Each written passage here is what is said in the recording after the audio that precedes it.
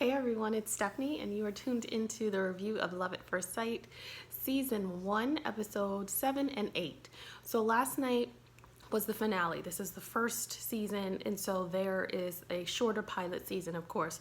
So we watched the finale last night. It was Episode 7 and partial episode for Episode 8. So let's just kind of jump into it because there's a lot to talk about. Stephanie and Ryan. So all the couples, before I get started, all the couples go to Hawaii and then they all go back to LA. So the whole trip finishes in LA, and that's kind of when they make their decision.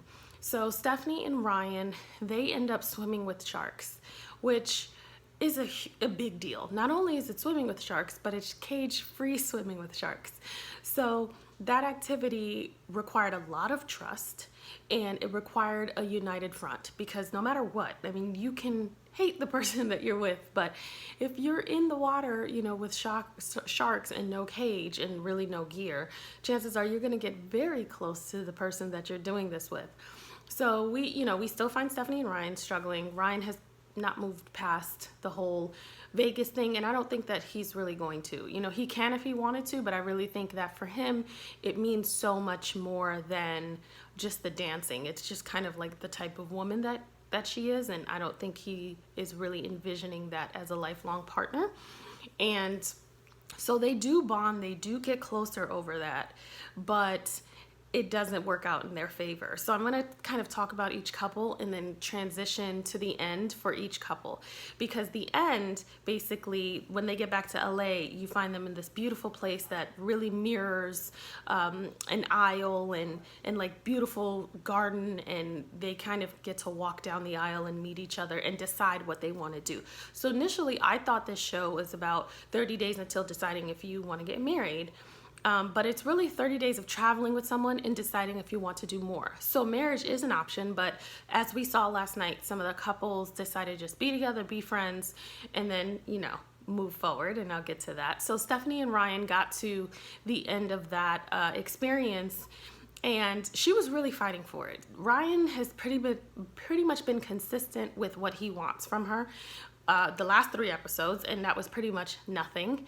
But I think a little part of him was wondering if he was making the right decision, and so he prompted her to call her ex-boyfriend, because he said that she had not been answering those questions throughout the season. So I guess there's a lot that happens as they get filmed, but she had been asking him through the season about his exes. He had been asking her, and she refused to answer about this one ex. So he puts her on the spot, tells her to make the call, and she refuses. And he basically is really frustrated because she says, whether this is, true to what you're saying or whether it's something else, the fact that you've avoided it and you haven't really wanted to answer that question is concerning for me. So after she fights it for a while, she actually picks up the phone and calls and says, hi, and her ex-boyfriend picks up and he says, hello, and she says, I just want you to know I've moved on. And so this boyfriend says, I know that you've moved on a long time ago. I was the one who broke up with you.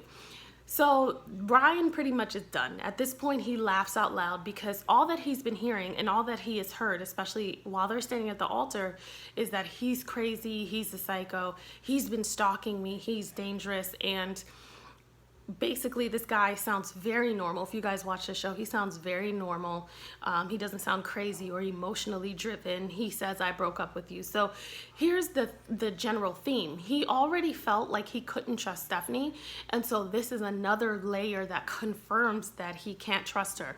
And he doesn't know what to believe, but he knows that he doesn't believe her. He literally walks out the aisle and says, bullet dodged, and he's done. And Stephanie is in shambles. She's really upset. She keeps kind of trying to validate, I told you he sounds crazy. The problem with that is he didn't sound crazy. He didn't sound out of sorts. Whether that was true or not, we'll never know. But based on what she was painting, the picture never came to life. He sounded very, normal. If he says he broke up with her, something is not fitting, and that's the problem. Whether it's him or her, what Ryan is not getting is the truth and consistency. So he literally leaves. She's really upset. We watch kind of the breakdown that she has even till the very end of the show, because Ryan leaves. He says, I don't really want to talk to you. She tried to talk to him. He says, I don't really want to talk to you. I don't have much to say to you. And he leaves. He tells the producers he does not want to talk to her. And then that's kind of it. That's how it goes. And she's in shambles because she feels that the whole thing was about Ryan. For me, Stephanie, you know, there's something missing there. There's a lot of accountability that wasn't taken, you know, even with the whole Vegas thing. In her even recanting that story to her parents, she kind of like runs behind not telling the truth or skewing the truth so that it looks like well in her favor. So based on what we've already seen, I don't necessarily know that I trust her as well. And so this emotional outrage that she has at the end is also concerning, because no one knows what to believe, but people know energetically that something is off with you. There's no accountability for how she's acting, and no accountability for how she's making him feel or what she's really putting into this process for a long-term mate. So it doesn't work out. You know, we end with them separating, and I think that was for the best. I don't think it would have lasted much longer. So unfortunately, Stephanie and Ryan didn't work out.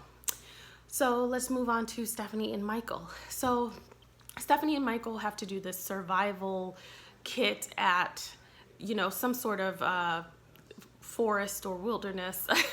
The way that Stephanie responded is the way I would have responded as well. It's totally out of her element. You know, she did what she felt comfortable doing because she didn't like the bugs. And what's funny about this and what's very cute about it is, like, Michael picked up the slack. And in real relationships, that's what happens. You know, like, we might say, oh, well, she should have done X, Y, Z. Well, the reality is a lot of us in real life wouldn't do it. I would totally let my husband handle the bugs and the wood. I'm not gonna do it. And it was funny because I watched her and I was like, I would be exactly that way, like even laying on the ground. And you know, it was funny to watch, but they work well together. She did what she felt she could do well, and he did what he felt that they could do well, and they both came to a place where they really recognized that they were matched for a reason, and they work very well together, and they have really good chemistry. I really like that. I think that they're on a pretty strong foundation to springboard off into something that could be real, a great relationship. You know, they even talked about kind of working their schedules and working their life to possibly like date and get engaged, and they both were on the same page that they see that happening for each other. So they met at the altar and they discussed, you know, moving forward, and they, you know, had friends and family come out and hug and celebrate, and they left together kind of as a unit. And I was so excited to see that, because I really believe that they have something real that they can build and grow from. So I'm excited for Stephanie and Michael, and I can't, you know, I can't wait to see what happens. I'm going to check out the Steph and Mike show, because I know that they do that, and see how their relationship matriculates. So that's Stephanie and Michael. Jenna and Cale did rowing. So I guess it's not like a paddle boat, but it's something similar. I don't remember the exact name, but they had to compete, and they had to compete against another little boat, and they won. And they talked about how they work so well together, and they could see why they were matched in some ways. But I don't think it's a surprise that when they both met and got down the aisle, it ended up in a friendship, which I think they'll actually be very good friends. Now that the pressure is off, if they want to, now that the pressure is off to find this romantic chemistry that never was there, I think they can be really good friends, because they have some things in common. They've had this experience in common, and they can help each other in ways, because they are opposites in some ways that can really help each other, because what one has, the other is lacking, and vice versa. So I think that the way it ended for them is the way that it should be. I never saw chemistry with them. I think they're good people separately. I think they have work to do separately, and I think that they just would be more in tune with somebody else. As I was watching them though walk out, I was like, man, you know, like, I think as they get really comfortable with each other and they really build a strong friendship, because I think they could have a lot of fun together, there could possibly, and now I'm just like future tripping, but there could possibly be like a surprise relationship that comes out of that, because I think they were so dead set on coming up with a romantic thing, and they were forcing a circle into a square hole, and it didn't work out. That now that the pressure's off, who knows? I mean, do I, you know, see a romantic thing going on? No, but I've also seen people who you didn't think would be together kind of fall into it when they weren't looking. So Who knows? But that's Jenna and Cale. They ended up with a good friendship and they both left happy. Cale kind of, got on one knee and, guys, don't do that if you're not proposing. It's like not funny. It's not really that funny because I was like, is he gonna propose? And then when he didn't, I was like, okay, I didn't expect him to, but like when you get on one knee, I do. Like that's what I'm expecting. And a woman who's, in that space where they're wanting that, it's like just the ha ha ha is not as loud. So that was like a little awkward, but I thought, when they all got to LA, I thought that whole scene was awkward because, what I envisioned, and I know this is the first season, but what I envisioned was, if I could compare that last part of the show where they had, the whole wedding setup and the plane in the background, what I envisioned that to be was kind of like kindergartners with no teacher. Like I didn't know what was supposed to be going on. There was like no leading things that let you know, oh, this is what's supposed to happen. I was watching it like, what is supposed to go on? So I would love to see a little more direction in the next season. I mean, I know that it's the first one, so there's always kind of like, let's figure this out. But I'll give you a couple of tips of what I'd like to see the next season. So ending with Alma and Michael, because I saved the best for last. I'm so excited for them. They did something off the side of a mountain or waterfall, they did that and it was great. I don't really care too much about the activity because they ended up together, which was like surprising to me but exciting for me because I knew that they had something that could develop into something, but I wasn't sure what direction they were going to go in. And I was really happy to see them get married. Like, and this is kind of like where it goes to, I didn't know what to expect at the end.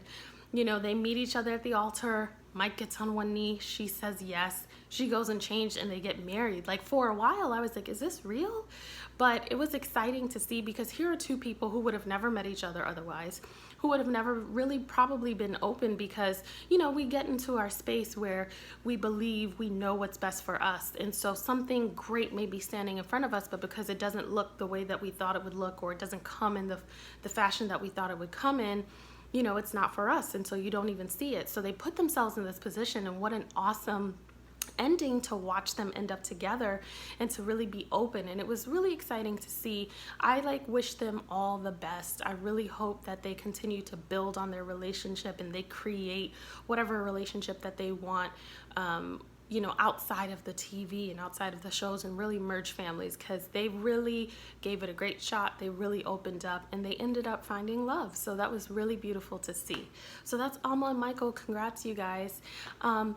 So they're casting for the show already. So I'm looking forward to seeing the changes in the next season because, season 2 definitely will bring about some changes.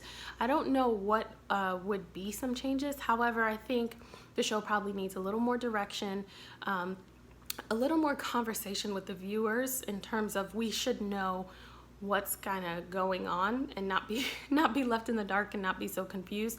And I'd love to see an expert with them. I'd love to see someone traveling with them in the same city and have sessions, because I think it's great to kind of throw people in and let them figure things out. And it was an interesting perspective, but I also think that they need some accountability. I think they need some coaching. And I think it would benefit each person because we don't want something that could be handled. I think Jenna and Cale could have been handled so much better at the beginning if somebody would have said, hey, knock it off, or put your thorns back, Jenna, or Cale, you need to open up, something. And we saw that with every couple where they all struggled with things that they were kind of able to mitigate, but I think it would have been better and offered a better ending or a better experience, because beyond the show, even if they don't end up together, they have a valuable experience and learn enough about themselves to go on and be fruitful people and engage in fruitful relationships. So I definitely would want to see somebody help be a part of that change.